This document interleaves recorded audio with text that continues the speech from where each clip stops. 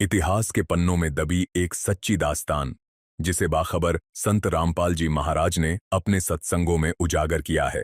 प्रस्तुत दृश्य बाखबर संत रामपाल जी महाराज के सत्संगों पर आधारित सत्य घटनाओं का एआई आर्टिफिशियल इंटेलिजेंस रूपांतरण है। आज आधुनिक एआई तकनीक के माध्यम से हम उसी परम सत्य को आपकी आंखों के सामने ला रहे हैं। हमारा उद्देश्य जन जन तक यथार्थ भक्ति और सच्चा इतिहास पहुंचाना है। देखिए वो हकीकत जो अब तक सिर्फ सुनी गई थी। आइए आज उस अध्याय से पर्दा उठाते हैं जो किताबों में अक्सर छुपा दिया जाता है। यह जिक्र है उस दरवेश कामिल शेख फरीद का, जिसने अपनी हर सांस को रजाए इलाही के नाम कर दिया। 1173 ईस्वी के आसपास मुल्तान जिले के खोतवाल गांव में जन्मे उस बालक ने बचपन में ही पिता का साया खो दिया, मगर उसी नन्हे दिल में सब्र का समंदर और तवक्कुल की लौ जल उठी, जैसे तकदीर उसे किसी बड़ी मंजिल के लिए चुन रही हो। यह उसी फरीद की कहानी है जिसने माँ से खजूर मांगी और अल्लाह से दीदार। उस फकीर की दास्तान जिसने अपने मुर्शिद के लिए अपनी आंख की रोशनी बुझा दी और इबादत में जिस्म का जर्रा जर्रा सजदा कर दिया। आइए अब उस रूहानी सफर का आगाज देखते हैं, जहाँ सब्र इबादत बनता है और इबादत दीदार इलाही।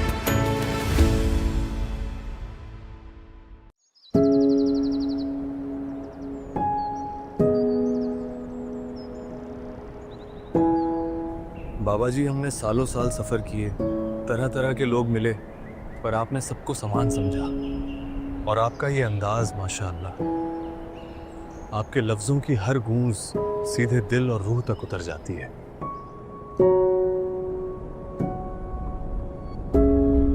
यहाँ ना कोई अमीर है ना कोई गरीब, यहाँ सब मुसाफिर हैं। 4 दिन की दुनिया है, फिर सबको चले जाना है। और ये जानते हुए भी मैं किससे लड़ूं, किससे बैर रखूं। और रही बात बोली हुई वाणी का, तो हे फारूक, उस जिंदे की वाणी का मैं क्या बयान करूं। उसका दिया हुआ ज्ञान जैसे मीठे की खान, और उसकी बोली जैसे खान शक्कर की। गंजे शक्कर मेरा जिंदा गंजे शक्कर है।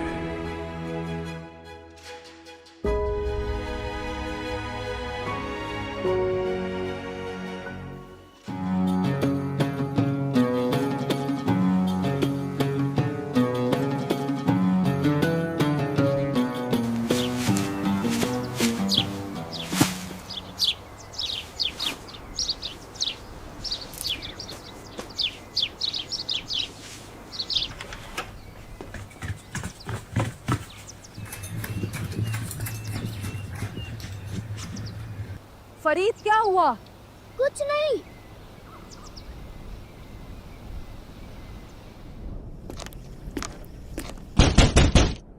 मरियम, ओ मरियम।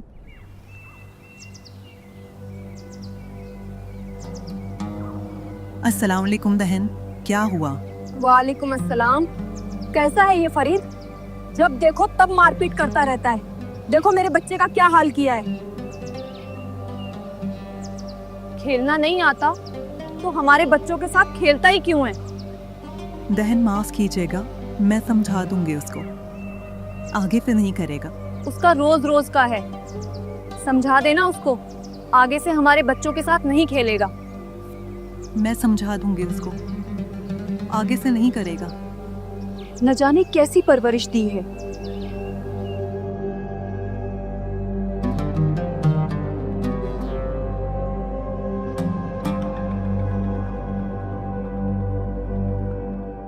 फरीद, कहाँ हो बच्चे?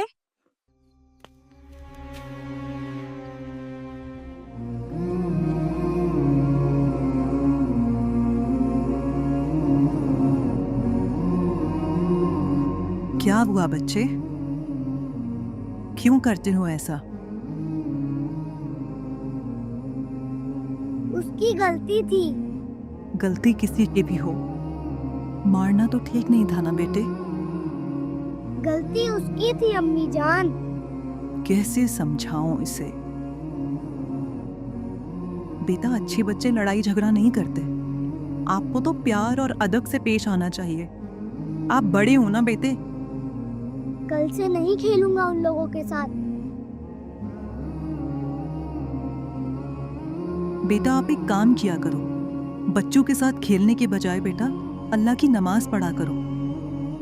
अल्लाह की नमाज पढ़ोगे तो तुम्हें सफ़ा भी मिलेगी, और जो आप मांगोगे अल्लाह से, अल्लाह आपकी हर मुराद पूरी करेंगे। नहीं करूंगा। आप मेरी बात तो मानो। अल्लाह ताला सब कुछ करने वाले हैं। वो हर किसी की दुआ सुनने वाले हैं। मैं क्यों करूं?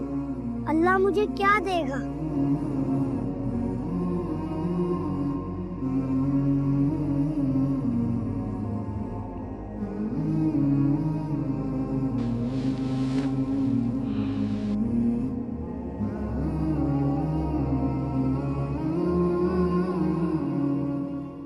आपको खजूर पसंद है ना? हाँ।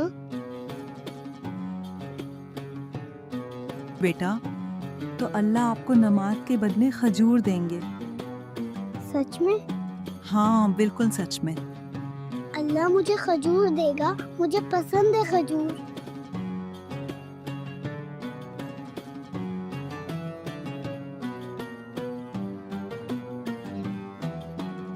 कब करनी है नमाज? मैं बता दूंगी, ठीक है? ठीक है।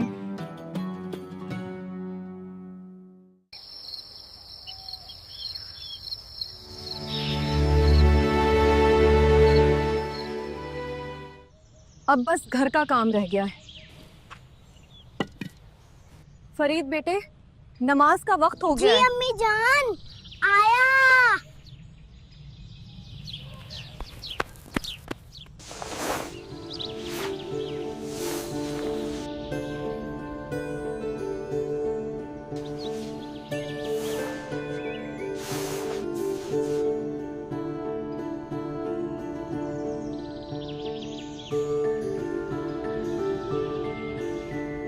बेटा, अदब से घुटनों के बल बैठ जाओ।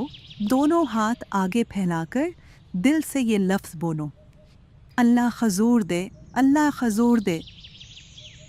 बस ऐसे ही पढ़ते रहना जब तक सूरज की रोशनी तुम्हारे चेहरे को छू ना ले।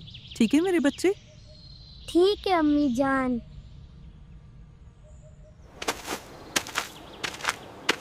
अल्लाह खजूर दे, अल्लाह खजूर दे, अल्लाह खजूर दे, अल्लाह खजूर दे, अल्लाह खजूर दे, अल्लाह खजूर दे,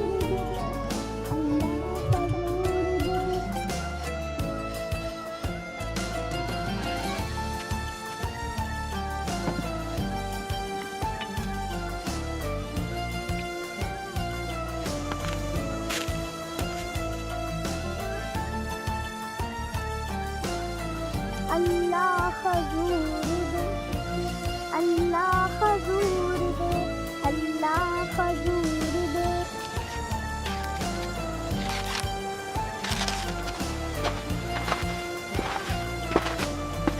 खजूर दे, अल्लाह खजूर दे, अल्लाह खजूर दे, खजूर दे, अल्लाह खजूर दे, अल्लाह।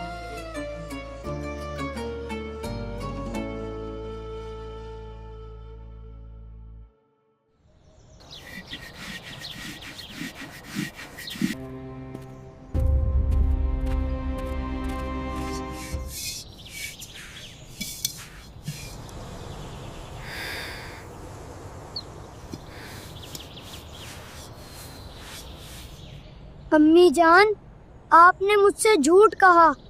अब मैं कभी नमाज नहीं पढ़ूंगा। क्यों बेटा, क्या हुआ? अल्लाह ने मुझे खजूर नहीं दी। अब से मैं नमाज नहीं करूंगा। बेटा फरीद, अल्लाह अपने काम खुलकर नहीं, पोशीदा तौर पर करता है। चलो, मैं तुम्हें दिखाती हूँ।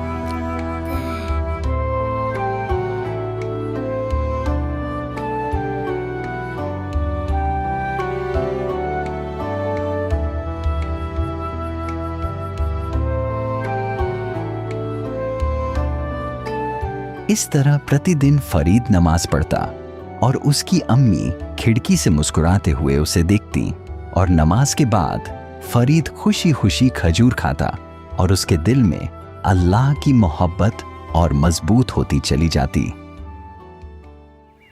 ऐसे ही एक दिन उनकी अम्मी जान घर के कामों में व्यस्त थीं और उस दिन खजूर रखना भूल गई। काम करते करते अचानक उनकी नज़र खिड़की पर पड़ी।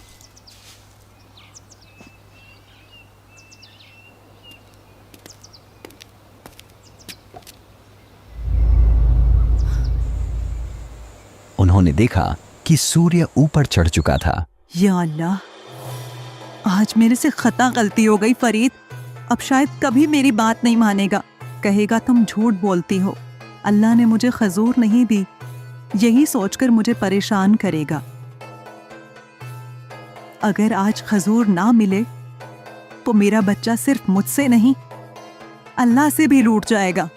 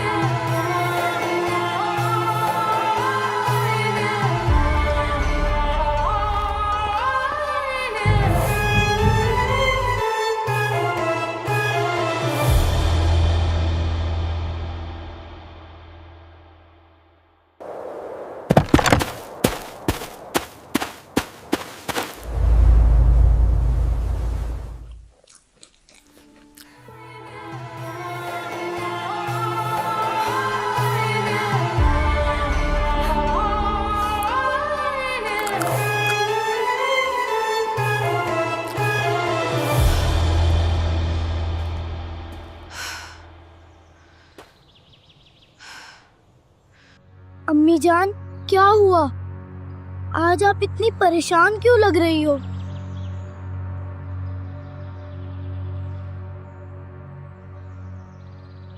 बेटा फरीद, ये खजूर कहाँ से लाए हो? किसने दिए तुम्हें? आपने ही तो बताया था कि नमाज पढ़ने से अल्लाह मुझे खजूर देगा, तो जैसे अल्लाह रोज मुझे खजूर देते हैं, आज भी वैसे ही दी है। फरीद, सच सच बता, किसने दिया है? अम्मी जान, मैं बिल्कुल सच कह रहा हूँ।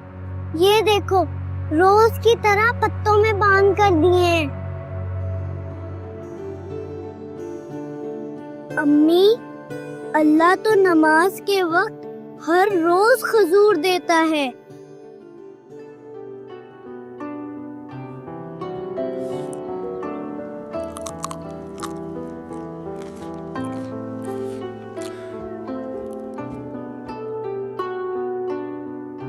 या अल्लाह, ये बच्चा कोई मामूली बच्चा नहीं है, जरूर अल्लाह का खास रहम इस पर है।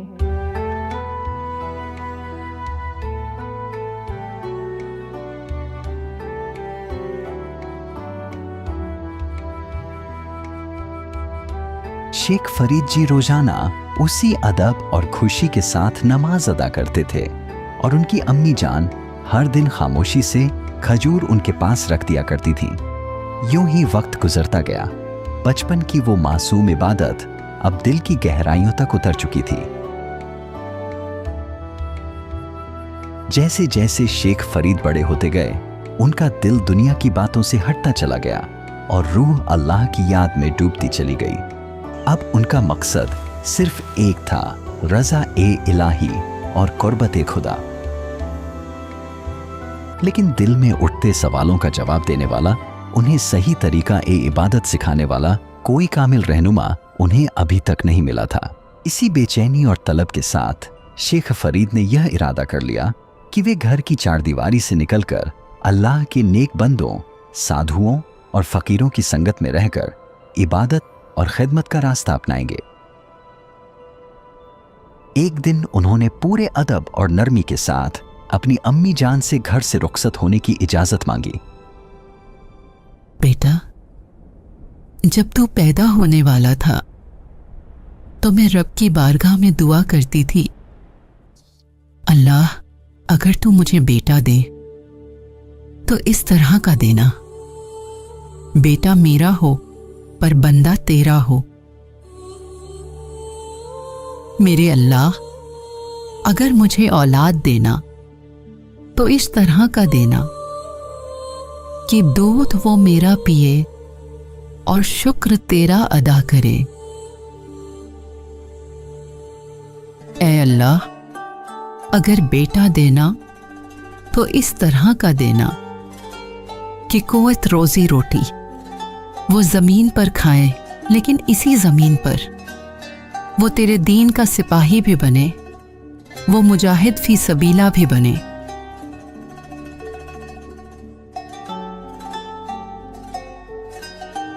अम्मी जान अपने बेटे की इबादत, उसकी सच्ची नीयत और अल्लाह पर उसके यकीन को देखकर खामोश रह गईं। माँ का दिल बेटे के जुदा होने के ख्याल से भर आया था, मगर वे अल्लाह की मर्जी के सामने अपनी मोहब्बत को आड़े नहीं आने देना चाहती थी।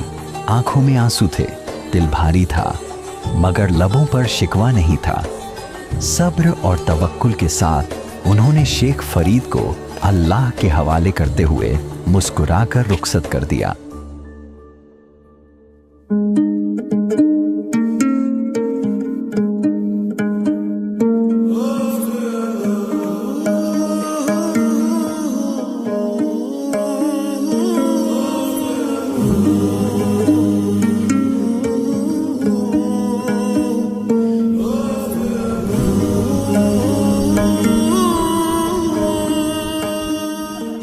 कुछ ही दिनों बाद शेख फरीद एक ऐसे फकीर के पास पहुंचे जो साहिब ए सिद्दी और अल्लाह के नेक बंदे के रूप में मशहूर थे। उनकी करामात और सादगी दूर दूर तक जानी जाती थी।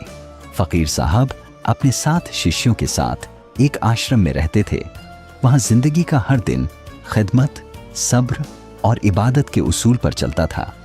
आश्रम में यह कायदा था कि हर दिन एक शिष्य अपने गुरु की पूरी सेवा करेगा। खाना पकाना, कपड़े धोना, आश्रम की साफ सफाई और हर जरूरत का ख्याल रखना। गुरुजी खाना खाने के बाद हुक्का पिया करते थे और शिष्य अदब के साथ खाने के तुरंत बाद हुक्का भरकर ले आते थे। शेख फरीद ने फकीर साहब की शोहरत नहीं, बल्कि उनकी सादगी, इखलास और अल्लाह से उनके रिश्ते को देखकर उन्हें अपना मुर्शिद कबूल कर लिया। जो भी इबादत और साधना फकीर ने बताई, शेख फरीद ने उसे पूरे यकीन, मोहब्बत और दिलोजान से अपनाया। वे न सिर्फ इबादत में आगे थे, बल्कि खिदमत में भी सबसे आगे रहते थे। शेख फरीद की इस लगन, सब्र और बेलोब सेवा को देखकर गुरुजी अक्सर दूसरे शिष्यों के सामने फरमाते, भक्त हो तो ऐसा हो जो अपने आप को मिटाकर खुदा की राह में जीना सीख ले। लेकिन जहां तारीफ होती है वहां इम्तिहान भी आता है। आश्रम के कुछ दूसरे शिष्य गुरुजी की जुबान से शेख फरीद की बार बार तारीफ सुनकर दिल ही दिल में उनसे हसद करने लगे। और अब हर हफ्ते की तरह इस हफ्ते शेख फरीद की बारी थी अपने गुरुजी की सेवा करने की। एक ऐसी सेवा जो आगे चलकर उनकी आस्था की सच्ची परीक्षा बनने वाली थी।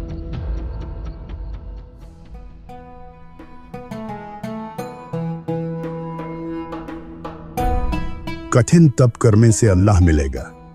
अगर अल्लाह को पाना चाहते हो तो खुद को योग्य बनना होगा। अल्लाह पर अकीदा होना चाहिए, अल्लाह के लिए कुर्बान होना चाहिए।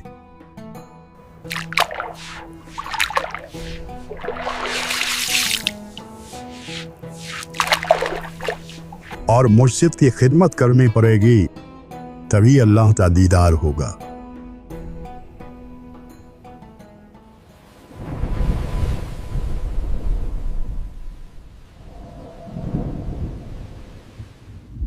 अस्सलामु अलैकुम।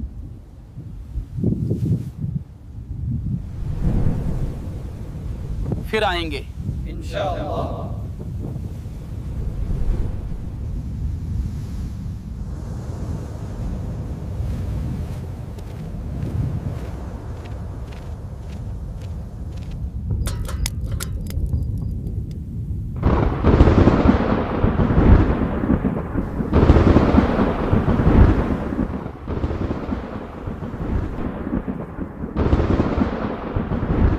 मुझे जल्दी करनी होगी, मुर्शिद जी के लिए खाना तैयार कर देता हूँ।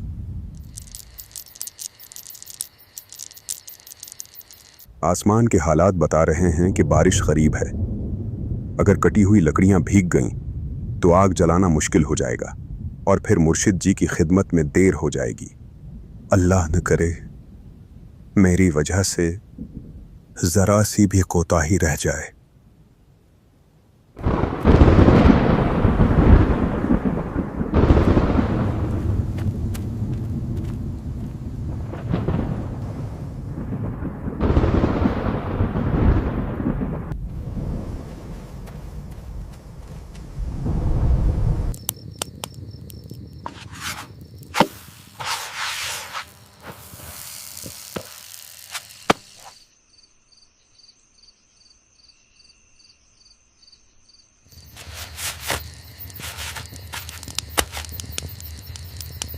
हम भी तो दिन रात खिदमत करते हैं, फिर भी क्यों मुर्शिद जी को केवल फरीद की ही सेवा दिखाई देती है? मुर्शिद जी फरीद की तारीफ इसलिए करते हैं क्योंकि वो खिदमत में कभी खता नहीं करता। नहीं तो क्या हम जानबूझकर गलती करते हैं? कल हुक्का लाने में जरा सी देर क्या हो गई, मुर्शिद जी ने मुझे डंडे से पीटा। क्या हमारी मेहनत उन्हें दिखाई नहीं देती? हम भी तो चाहते हैं कि मुर्शिद जी हमारी खिदमत की भी सराहना करें। हम भी इतना सारा काम करते हैं, जब से फरीद यहाँ आया है तब से मुर्शिद जी केवल उसे ही सबसे श्रेष्ठ मानते हैं। अगर हम मुर्शिद जी को फरीद की कोई त्रुटि दिखा दें तो शायद मुर्शिद जी का उस पर से यकीन उठ जाए। त्रुटि में बताओगे भी क्या? वो कोई गलती भी तो नहीं करता। गलती नहीं करता तो हम करवाएंगे। क्या करोगे? आ जाओ बताता हूँ।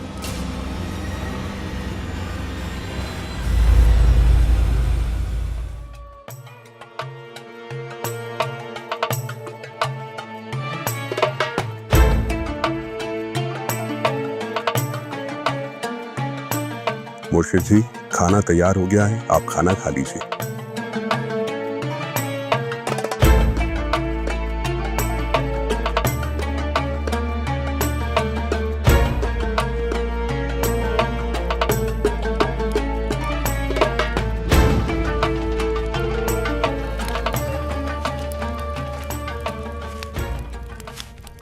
देखो वो चला गया क्या?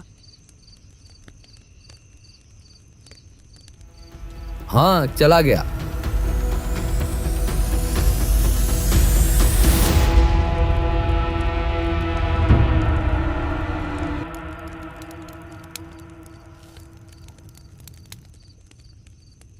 खाना खाने के तुरंत बाद हुक्का दे दूंगा।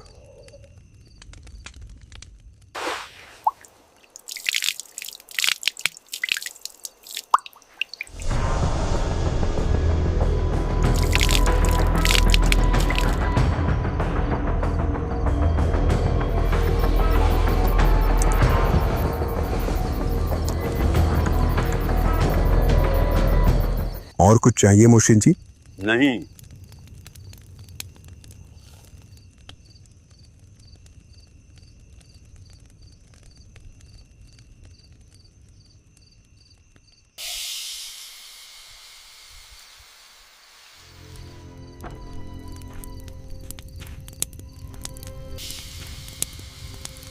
अरे ये क्या हुआ?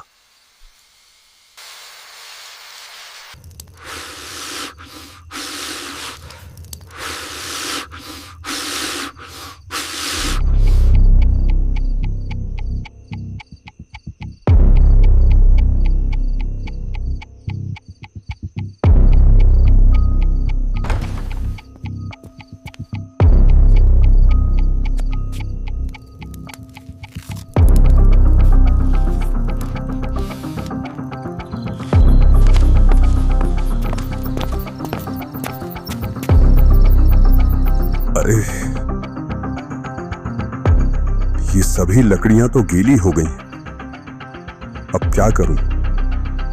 अगर मैं मुर्शिद जी को वक्त पर हुक्का नहीं दे पाया तो वे नाराज हो जाएंगे, मेरी खिदमत बेकार हो जाएगा।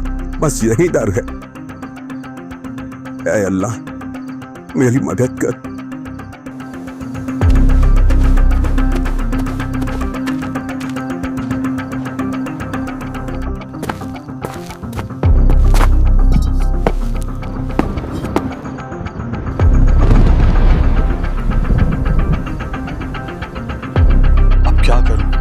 क्या करूं?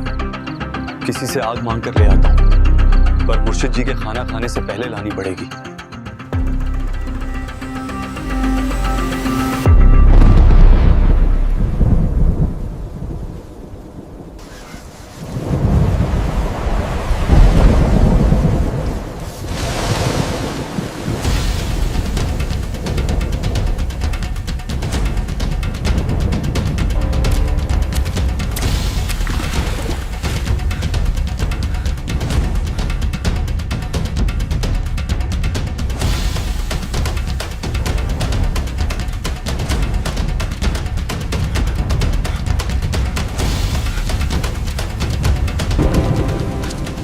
दादी जान, थोड़ी सी आग चाहिए थी।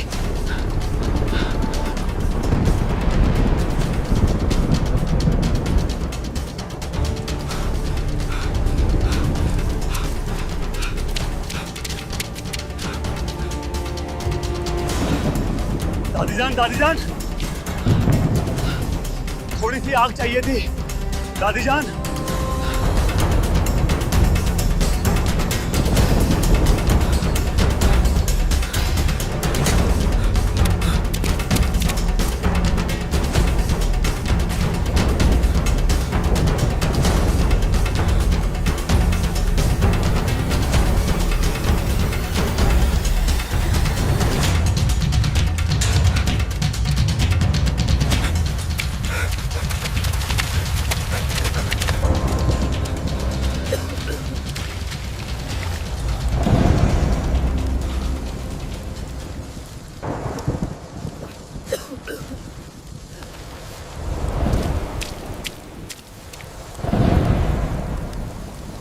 माई, ओ माई, थोड़ी सी आग दे दो।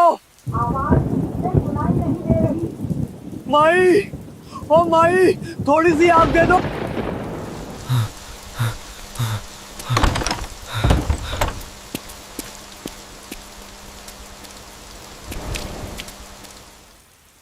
माई, थोड़ी सी आग दे दीजिए। जो आग मैंने जलाई थी वो बुझ गई है।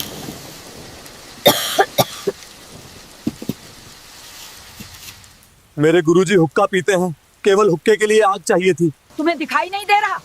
कभी आग जल रही है, कभी बुझ रही है, पूरा घर धुएं से भर गया है। माई बस जरा सी, सिर्फ अरे तुझे समझ नहीं आता? मेरी आंखें आग जलाते जलाते धुएं से फूटने लगी हैं। एक तो बारिश हो रही है, सारी लकड़ियां भीग गई हैं। मुझे ही पता है कितनी मुश्किल से आग जली है। माई बस थोड़े से अंगारे चाहिए, ज्यादा नहीं। अगर आग चाहिए तो आंखें फुड़वानी पड़ेंगी, जैसे मैंने फुड़वाई हैं। तुझे आग चाहिए तो तू भी फुड़वा।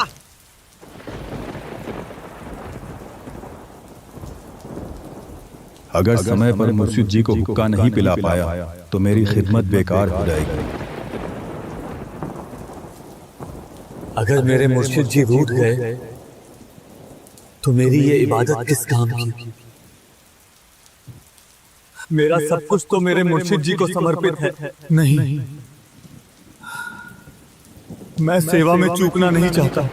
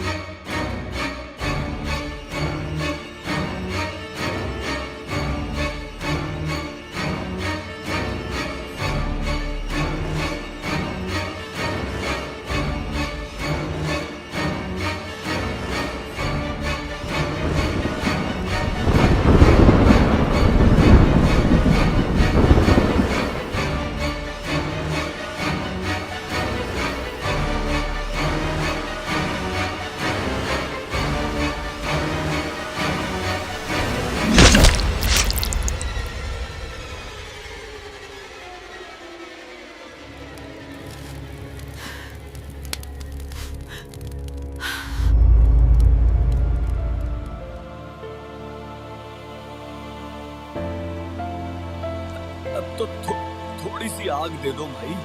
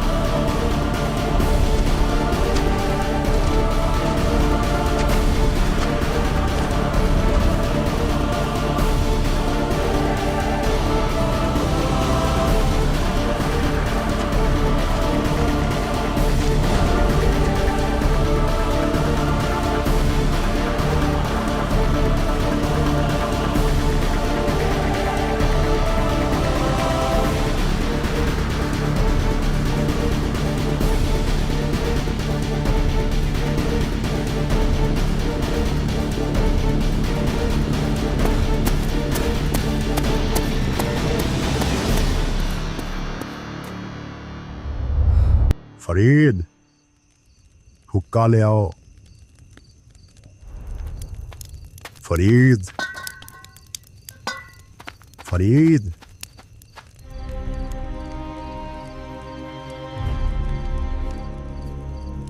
अरे कहां मर गया?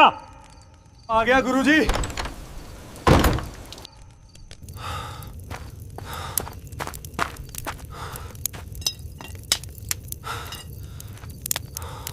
कहां रह गया था?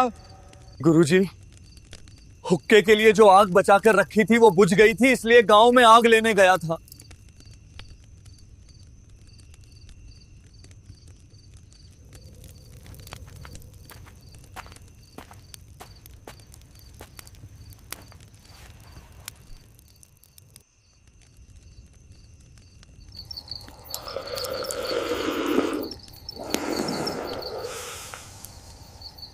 मेरी आंख को क्या हुआ?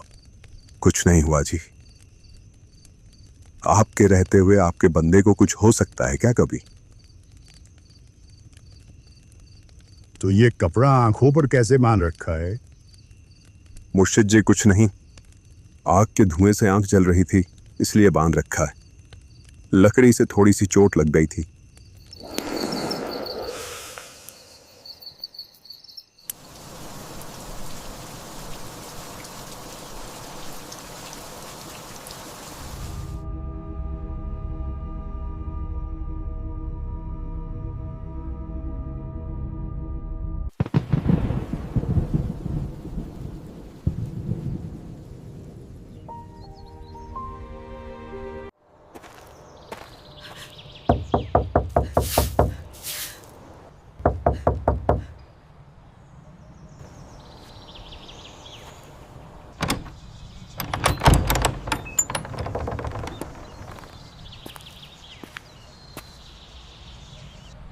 जी कहिए।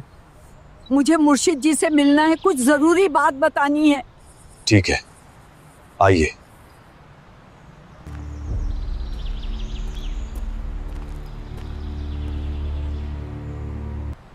अस्सलाम वालेकुम मुर्शिद जी।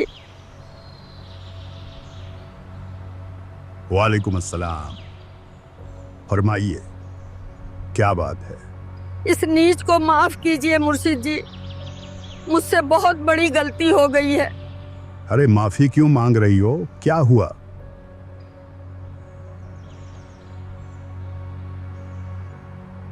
ये देखिए, आपका एक सेवादार कल आग लेने आया था। मैंने बिना सोचे समझे उससे कह दिया कि आग जलाने के लिए आंखें फुड़वानी पड़ती हैं, और अगर तुझे भी आग चाहिए तो तू भी आंख फुड़वा। उसने अपनी आंख निकाल कर रख दी। मैंने कभी नहीं सोचा था कि वो ऐसा कर देगा। मैं आग जलाते जलाते बहुत परेशान हो गई थी। इसलिए गुस्से में मैंने ऐसा कह दिया। ये देखिए।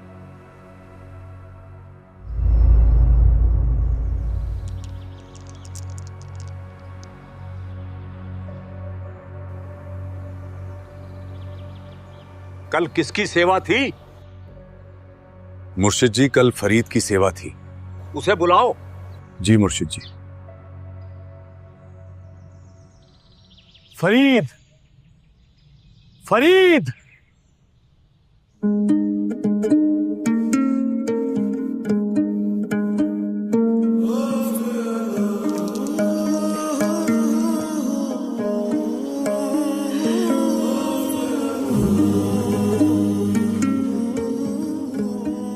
जी मुर्शिद जी। आपने आंख पर यह कपड़ा बांध रखा है, इसे खोलिए। पर गुरुजी। हटाओ ये कपड़ा।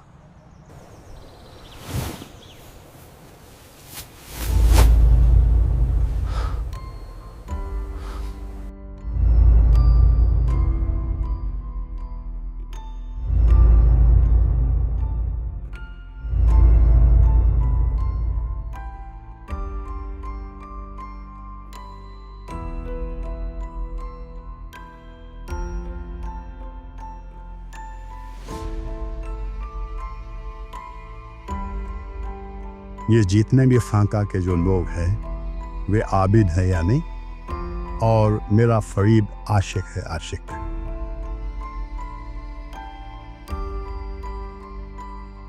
आबिद बनना आसान है, पर आशिक उस अल्लाह के किसी किसी पे रहम होती है। यह चमत्कार देखकर सभी आश्चर्यचकित हो गए। इस चमत्कार को देखकर फरीद के मन में अपने मुर्शिद के प्रति भक्ति रूपी प्रेम और भी बढ़ गया। वह और अधिक ईमानदारी से सेवा करने लगा और गुरुजी द्वारा बताई गई भक्ति करने लगा। उस माई के सामने यह सब चमत्कार हुआ था क्योंकि उसने अपनी आंखों के सामने फरीद को आंख फोड़ते हुए देखा था। अब उसे पूरा विश्वास हो गया कि फकीर जी बहुत सिद्ध पुरुष हैं। वह यह बात दूसरों को भी बताने लगी। उस घटना के बाद उस इलाके में फकीर जी की महिमा और भी बढ़ गई और उनके शिष्यों की संख्या बढ़ने लगी। कुछ वर्षों बाद मुर्शिद जी की मृत्यु हो गई।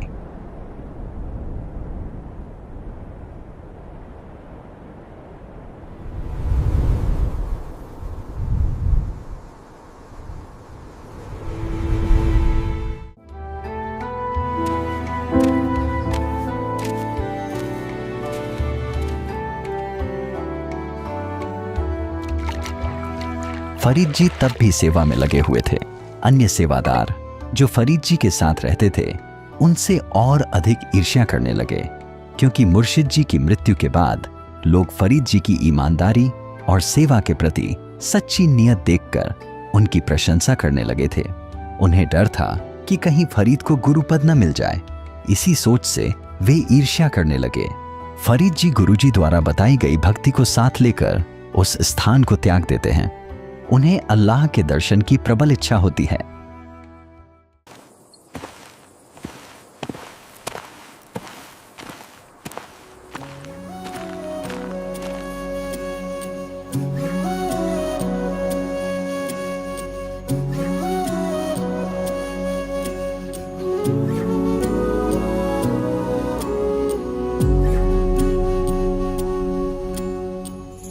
खुदा तू ही बता अब किसको बतलाऊं, खो गया मेरा पता अब मैं कहाँ जाऊं। तेरी नगरी तेरी डगरी तेरे ही पैया, जो तू रास्ता ना दिखाए मैं कहाँ जाऊं। घर का दरवाजा बुलाए मुझे सुबह हो शाम, घर की दीवारें पुकारे देखो मेरा नाम। चल मुझे ले चल खुदा अब तू घर को मेरे, तेरी चौखट तेरी छत और तेरी छैया। चल मुझे ले चल खुदा अब तू घर को मेरे, बस मुझे ले चल खुदा अब तू घर को मेरे।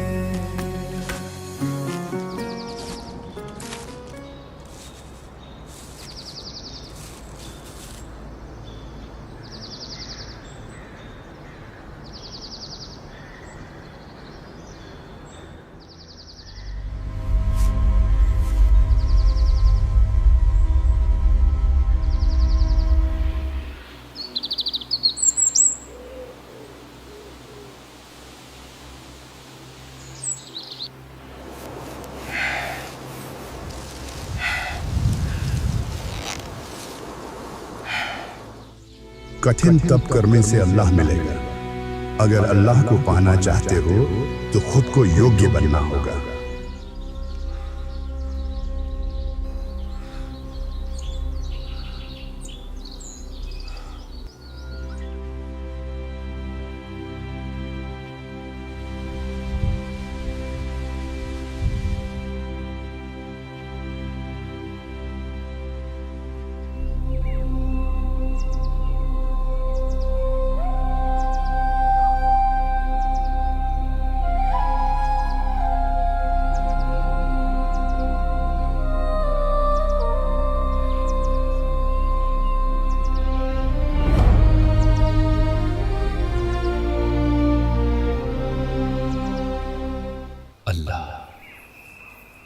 मुझे अपना दीदार दे अल्लाह, मुझे अपना दीदार दे, मुझे अपना दीदार दे अल्लाह, मुझे अपना दीदार दे।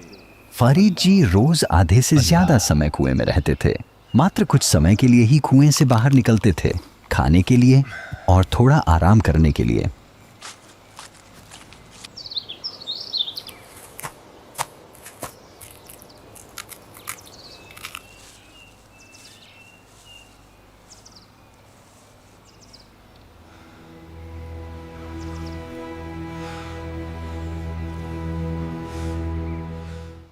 ऐसे शेख फरीद को कुएं में लटके हुए 12 वर्ष बीत गए। शेख फरीद ने 12 वर्षों में कुल 50 किलो ही अन्न खाया, जिससे उनका शरीर अति दुर्बल हो गया।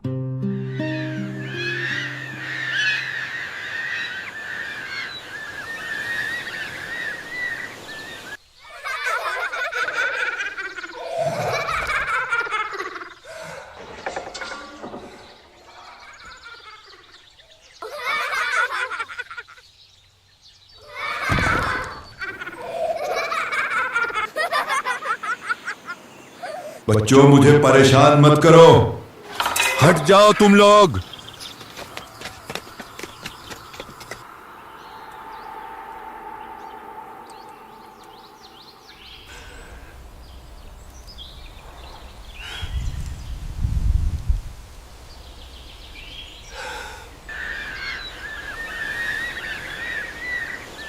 अगर इस जीवन में अल्लाह का दीदार नहीं हुआ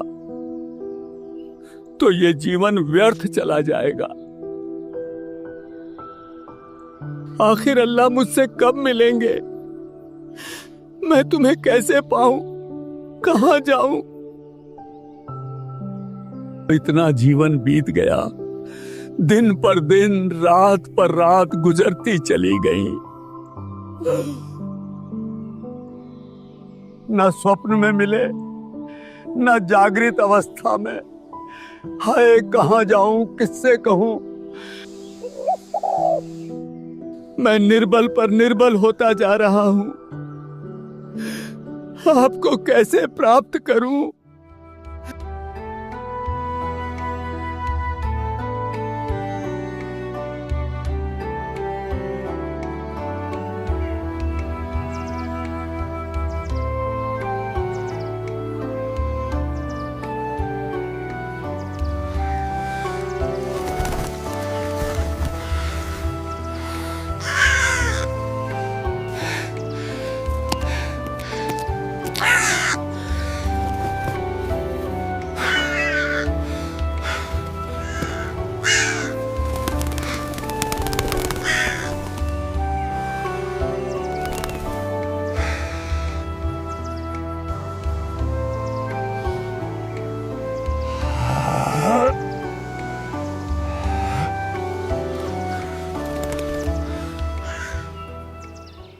हे कौवो, मेरे शरीर में जहां भी मांस बचा हो खा लो।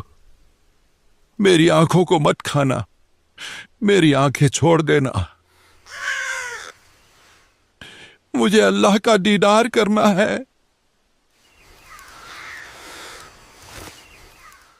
कुएं में शेख फरीद ने किसी मीठी बोली बासा। कुएं में शेख फरीद ने किसी मीठी बोली बासा। तुम चुन चुन कागा खाली और मेरे हाडों पर का मासा। तुम चुन चुन कागा खाली और मेरे हाडों पर का मासा। मेरे दो नैना मत छेड़ नर मोहे राम मिलन की आशा। मेरे दो नैना मत छेड़ियो मोहे राम मिलन की आशा। जिन करी तपस्या गोर थी वो हुए आसरे हर के। वो हुए आसरे हर के। वो हर के लागी का मार गए और है लग चोट काल जा करके। लग चोट काल जा करके। लग चोट काल जा करके की का मार गए और है लग चोट काल जा करके। लग चोट काल जा करके। लग चोट काल जा करके। इस तरह शेख फरीद जी सोचते हैं, अल्लाह का दीदार हुआ नहीं। अगर बाहर रहूंगा तो कौवे आंखें खा जाएंगे और मेरी आंखें भी फोड़ देंगे। अल्लाह तो मिला नहीं। यह सोच के शेख फरीद जी फिर से कुएं में उल्टा लटक जाते हैं। अल्लाह, आपके बंदे का शरीर अब निर्बल हो गया है। अब अंत निकट है। अब तो अपना दीदार बख्श दीजिए और इम्तिहान न लीजिए। अल्लाह, मुझको दीदार कैसे होगा,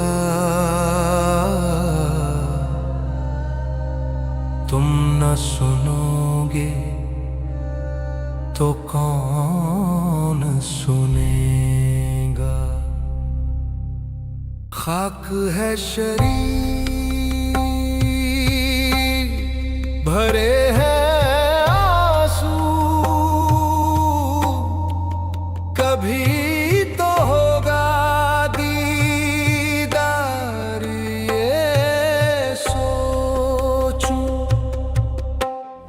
आओ अब तो मैंने रे मौला, आओ अब तो मैंने मौला। सांसें फरीद की उखड़ रही है, खाक है शरीर भरे हैं आंसू, कदमों में तेरे जिंदगी ये कुर्बान, तेरे दीदार के लिए हूँ मैं परेशान, तेरे दीदार के लिए हूँ मैं परेशान। नजर करम की किधर गई है, सुना है तेरी राह में है मेरे मौला। किस्मत सबकी बदल रही है ए मेरे मौला। सांसें फरीद की उखड़ रही है।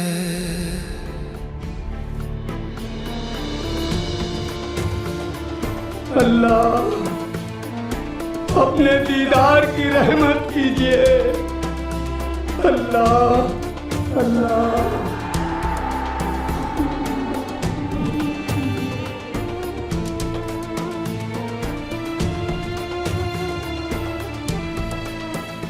वो नर पाड़ा जीत गए जिन सर धड़की बाजी लाई। वो नर पाड़ा जीत गए जिन सर धड़की बाजी लाई।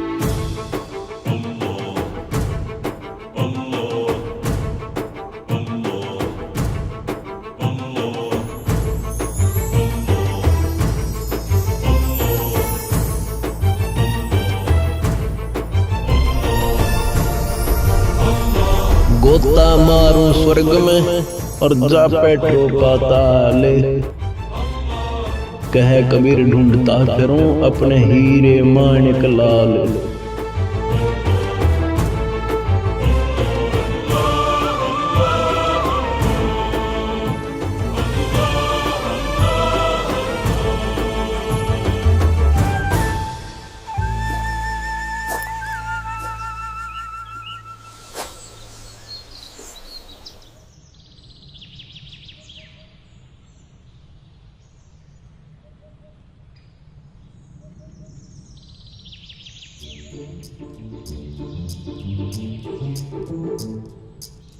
भाई मुझे मत छेड़ो, तुम अपना काम करो, मैं भी अपना काम कर रहा हूं, मुझे परेशान मत करो।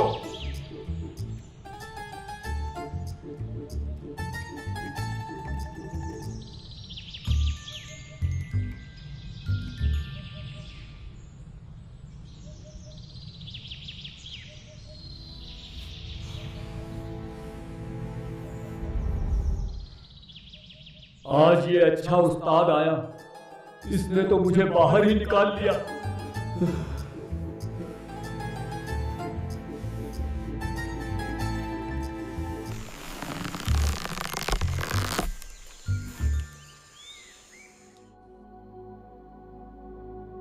भाई मुझे मत छेड़, तू साधु संतों को दुखी नहीं करते। आप अपना काम करो, मैं अपना काम कर रहा हूं।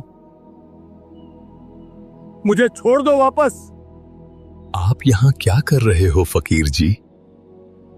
मैं परमात्मा की दीदार के लिए साधना कर रहा हूं। मैं हूं वो अल्लाह जिसके लिए आप घोर साधना कर रहे हो। भाई क्यों मजाक कर रहे हो मेरे साथ? मुझे मेरे हाल पे छोड़ दो, मजाक मत करो, आपको पाप लगेगा। फिर अल्लाह कैसा होता है? अल्लाह तो बेचू है, वो ऐसे इंसान की तरह नहीं होता। भले आदमी, जब अल्लाह बेचू है तो दीदार किसका करोगे? फिर क्यों ऐसी घोर साधना करके अपना जीवन व्यर्थ कर रहे हो? बात तो सही है, जब मैं अल्लाह को निराकार कह रहा हूं तो दीदार कैसे हो सकता है? आ जाओ, बाहर आ जाओ।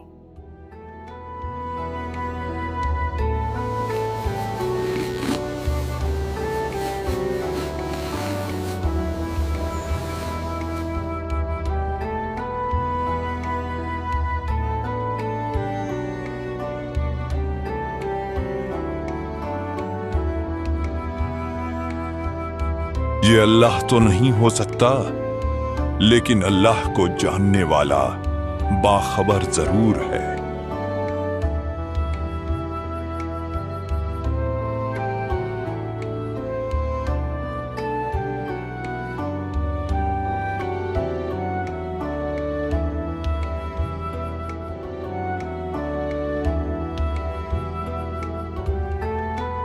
लो, पहले कुछ खा लो।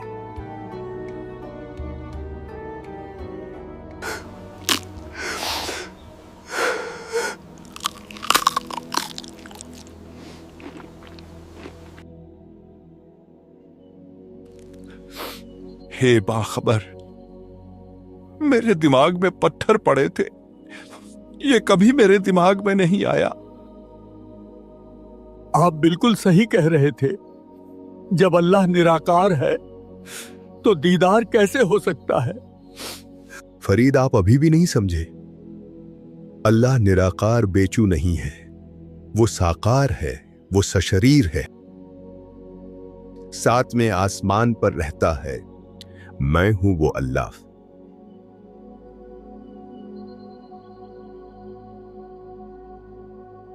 फरीद, अल्लाह बेचून निराकार नहीं है, वो दिखाई देता है। उसका इंसानी सूरत जैसा जिस्मानी शरीर है। उसका नाम अल्लाह कबीर है। पाक बाइबल में अल्लाह ताला कह रहा है, हमने सारी कायनात को 6 दिन में बनाया और इंसानों को अपनी शक्ल सूरत में बनाया और फिर 7वें आसमान पर जा बैठा। यानी अल्लाह मनुष्य जैसा दिखाई देने वाला है। सूरत फुरकानी 25 आयत 59। बेटा फरीद, पाक कुरान में लिखा है कि जिस खुदा ने पूरी कायनात को 6 दिन में बनाया, उस अल्लाह अकबर कबीर की जानकारी किसी बाखबर यानी इल्म वाले से पूछो। बेटा फरीद, सभी देवताओं व फरिश्तों का एहतराम यानी सम्मान करो, लेकिन इबादत किसी भी फरिश्ते या देवता की नहीं करनी है। केवल उस खुदा की इबादत करनी है जिसने ये सारी कायनात को बनाया, यानी अल्लाह कबीर की। उस अल्लाह ताला कबीर की इबादत का सही इल्म बाखबर ही बताएगा। हमारे मजहब के आलिमों को इल्म ना होने के कारण वे खुदा को बेचून बताते हैं। पाक कुरान मजीद सूरह लुकमान 31 आयत 28 में खुदा को सुनने वाला और देखने वाला बताया है। कुरान मजीद सूरह हज 22 आयत 61 और 62 खुदा को सुनने वाला और देखने वाला बताया है। सूरह मोमिन 40 आयत 12 में खुदा को बड़ी शान वाला, सबसे बड़ा और उस खुदा का नाम कबीर बताया है। बेटा फरीद, पाक कुरान कह रही है कि अल्लाह साकार यानी जिस्मानी है, उसका नाम कबीर है और ये वही कबीर अल्लाह है जिसने इस कायनात को बनाया। उसके बारे में सही इल्म बाखबर संत ही बता सकता है। पाक तौरेत अध्याय पैदाइश पेज नंबर 2 में बताया है, अल्लाह ने कहा, आओ अब हम इंसान को अपनी सूरत पर बनाएं। और फिर अल्लाह ने इंसान को अपनी सूरत पर बनाया। और पाक बाइबल में प्रमाण है कि अल्लाह ने अपने हाथों से आदम को बनाया। बेटा फरीद, अल्लाह ताला अपने हाथों से आदम और हब्बा को बनाता है, यानी अल्लाह ताला के हाथ भी हैं। अल्लाह ताला अपने जिस्मानी स्वरूप जैसा मनुष्यों को बनाता है, यानी अल्लाह ताला का रूप भी मनुष्य जैसा ही है। वाटिका में घूमता है, यानी अल्लाह के पैर भी हैं। आदम और हब्बा से बातें भी करता है। अब बताओ कि अल्लाह निराकार यानी बेचून कैसे हुआ? बेटा फरीद, अगर तू क्या किसी भी इंसान ने बाखबर के द्वारा बताई गई अल्लाह ताला की इबादत नहीं की, तो इस जन्म में क्या असंख्यों जन्मों में भी वो अल्लाह ताला को नहीं पा सकता। हे जिंदा, हे बाखबर, अगर आप नहीं आते तो मेरी मृत्यु निश्चित थी, मेरा जीवन बर्बाद हो जाता। आप मुझे पहले क्यों नहीं मिले? इतने दिन मेरा इम्तिहान क्यों लिया? बेटा, तुझे मैंने लोहे जैसा ताप इसलिए दिया जैसे लोहा गर्म कर दिया जाता है। लोहार लोहे का दुश्मन नहीं होता, या सुनार सोने को इसलिए गर्म करता है कि जो चाहूं आभूषण बनाऊं। अगर ये इल्म मैं तुझे पहले देता तो तू मेरी एक भी नहीं सुनता, क्योंकि तुझे तेरे मुर्शिद के ज्ञान का रंग चढ़ा हुआ था। अगर पहले तुझे ये इल्म बताता तो तेरे मन में पहले गुरु का ज्ञान रह जाता कि कठिन तप करने से अल्लाह ताला का दीदार हो जाता है और फिर मेरे से तेरे को कोई लाभ नहीं मिलता। अल्लाह ताला कबीर कहते हैं कि अति आधीन दीन हो प्राणी, ताते कहिए ये अकत कहानी। हे जिंदा, आप सब कुछ जानने वाले हो मेरे मौला। आपका इल्म शक्कर की तरह मीठा लग रहा है। तू चिंता न कर, मैं तेरे साथ रहूंगा। तुझे ऐसा कलमा दूंगा, उस मंत्र का जाप मर्यादा में रहकर करने से थोड़े ही समय में तेरी भक्ति बहुत बढ़ जाएगी। बेटा फरीद, बता, और क्या चाहिए तेरे को? तुम साथ हो जो मेरे, किस चीज की कमी है, किसी और चीज की अब दरकार ही नहीं है। तेरे नाम का दीवाना तेरे सामने खड़ा है, आँखों से बहते आंसू कैसे तुझे रिझाऊं, कैसे निहारूं तुझको, कैसे व्यथा सुनाऊं। कुछ पल ही देखने से आराम हो रहा है। इस तरह अल्लाहू अकबर कबीर परमात्मा जी ने शेख फरीद जी को सत्संग सुनाया और गूढ़ आध्यात्मिक ज्ञान समझाया, सतलोक की पूरी जानकारी दी और सच्ची भक्ति के बारे में गहराई से बताया। फिर परमात्मा कबीर साहिब जी ने बाबा शेख फरीद जी को मंत्र उपदेश दिया। जिंदा रूप में आए हुए कबीर खुदा शेख फरीद जी को सारा इल्म समझाने के बाद वहां से विदा लेते हैं।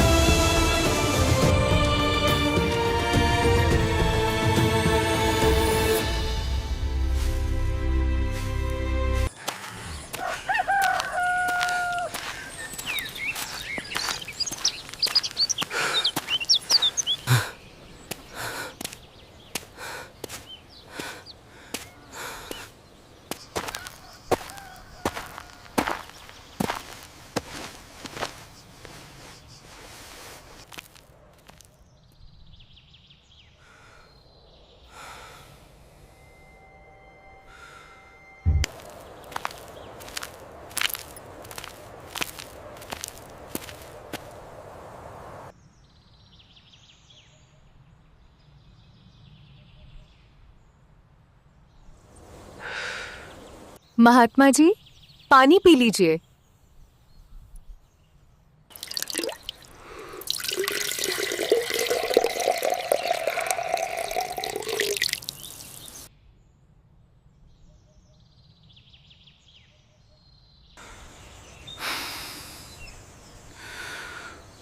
बाबा खाना खाएंगे? यही रुकिएगा, मैं खाना लेकर आती हूँ।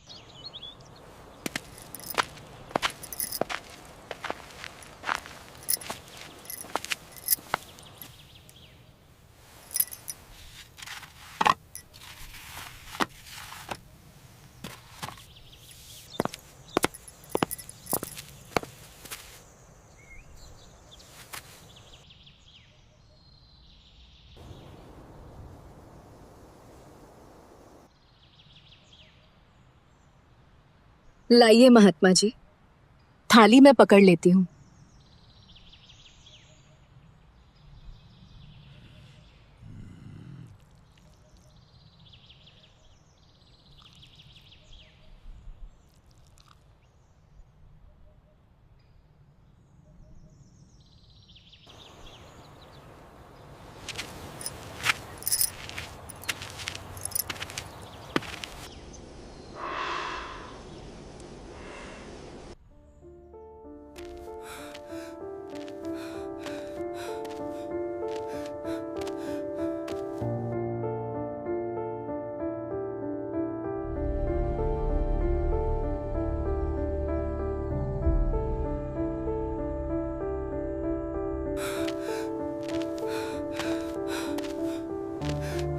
बाबा जी इधर आ जाइए, शव को ले जाया जा रहा है।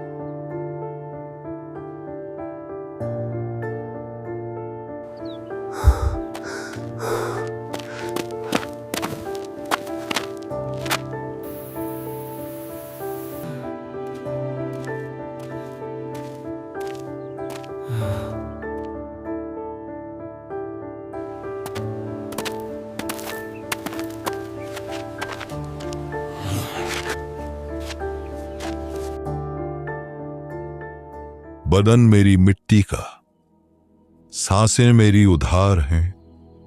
घमंड करूं तो किस बात का, यहां तो सब किराएदार हैं।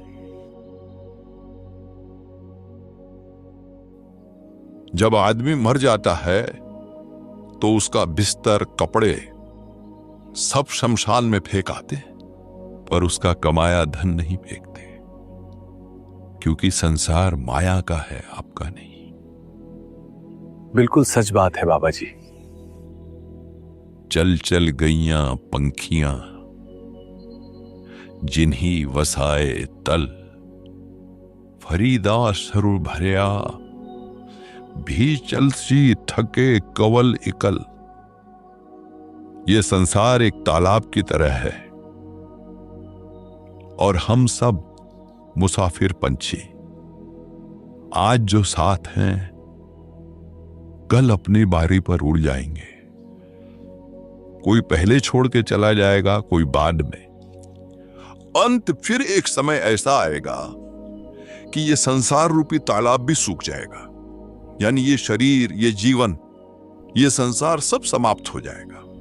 फरीदा किथे तेड़े मापिया, जिन्हीं तू जन होए, ते पास हूं ओई लद गए।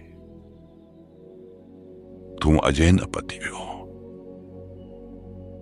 हे फरीद, एक बात अपने दिल से पूछ, तेरे माता पिता कहां है जिन्होंने तुझे जन्म दिया, तुझे पाला बड़ा किया? वे आज तेरे साथ क्यों नहीं हैं? वे बहुत पहले इस दुनिया को छोड़ चुके हैं। अगर ये सच्चाई देखकर भी तेरे दिल में ये बात नहीं बैठी कि मुझे भी एक दिन यहां से जाना है, तो फिर तू किस भ्रम में जी रहा है? जब जाना तय है तो जाते जाते रब की बंदगी करके जाना ही समझदारी है। आज भी हम कहते हैं कल से ठीक हो जाऊंगा, बुढ़ापे में भक्ति कर लूंगा। कल का कोई भरोसा नहीं, इसलिए आज ही होश में आओ। सच बात है, बिल्कुल सच बात है बाबा जी। बाबा जी, आप आगे कहां जा रहे हो? भाई मेरा यार, मेरा रब जहां मुझे ले जा रहा है वहां जा रहा हूं। मुझे भी नहीं पता मैं कहां जा रहा हूं। वो जिंदा मेरा है और मैं उसका। मैं बस उसकी रजा में राजी हूं। बाबा जी, आप कुछ दिन यहीं रह लो, आपके वचन सुनने में बहुत सुकून मिल रहा है। फरीद जी लोगों की प्रार्थना करने से आग्रह करने पर वहां रुकते हैं। जितने दिन वो वहां रहे, लोग सत्संग सुनते और सेवा भाव से फरीद जी के कमजोर शरीर को देखते हुए उन्हें नहलाते, साफ सुथरे कपड़े पहनाते और भोजन बनाते खिलाते। फिर सभी एक जगह इकट्ठा बैठकर सत्संग सुनते। उनके द्वारा बताया ज्ञान, जो ज्ञान उन्हें जिंदा रूप में आए अल्लाह कबीर जी से मिला था, वही ज्ञान फरीद जी लोगों तक पहुंचाते थे और इस ज्ञान को सुनकर धीरे धीरे उनकी संगत बढ़ने लगी। हमने जिंदा को तो नहीं देखा, पर बाबा फरीद की बातों में भी जैसे वो जिंदा के बारे में बताते हैं, वैसे ही मिठास है इनकी।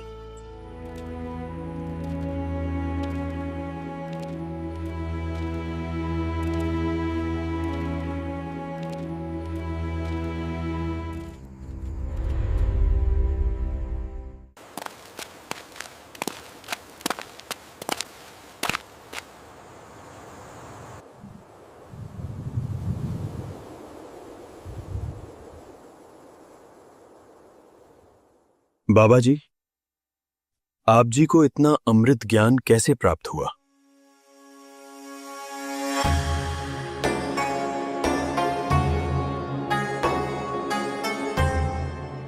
मुझे ये इल्म मेरे बाखबर जिंदा ने दिया है, जिसका ज्ञान शक्कर जैसी मीठी खान है। मैं कुर्बान हूं उनकी मीठी आवाज से और उनका इल्म जैसे गंज यानी खान हो।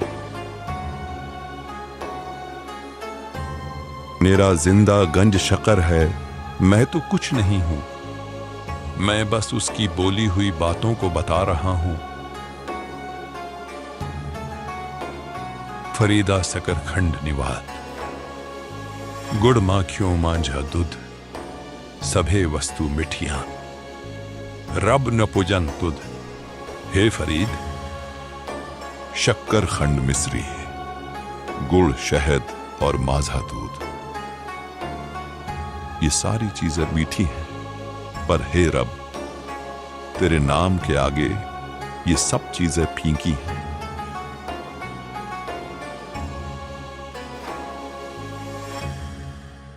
बाबा जी जैसा इल्म बताते हैं वैसा इल्म हमने कभी किसी से नहीं सुना। ऐसे सटीक सटीक वाणियां और प्रमाण। बिल्कुल सही कह रहे हो इरशाद। बाबा जी द्वारा बताया गया इल्म बहुत मूल्यवान है। हमें इस इल्म को और लोगों तक फैलाना चाहिए। क्यों ना हम इन्हें लिख लें ताकि भविष्य में समाज में मार्गदर्शन में काम आए। लोगों तक सच्चा इल्म पहुंचेगा। साथ ही हम बाबा जी को ये इल्म कैसे प्राप्त हुआ, क्या क्या साधनाएं की, बाबा जी ये भी लिखते हैं ताकि पढ़ने व सुनने वाले को प्रेरणा मिले। गंजे शकर मेरा जिंदा गंजे शकर है।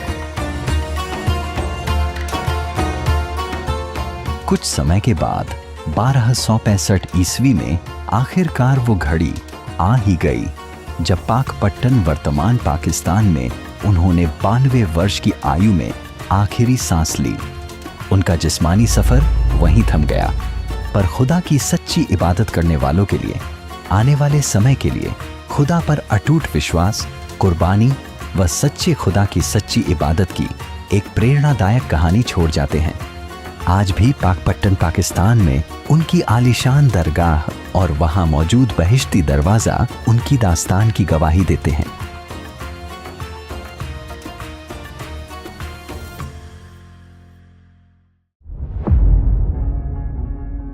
सूरज ही छाँव बनके आया है आज तन के, उसका साया ढाल बनके साथ ना छोड़े।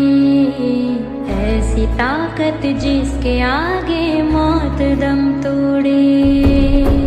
हर एक लम्हा हिफाजत ज़मीं से है फलक तक, उसकी आंखें बाज जैसे हर तरफ देखें। है अकेला फौज जैसा वार ना चूके।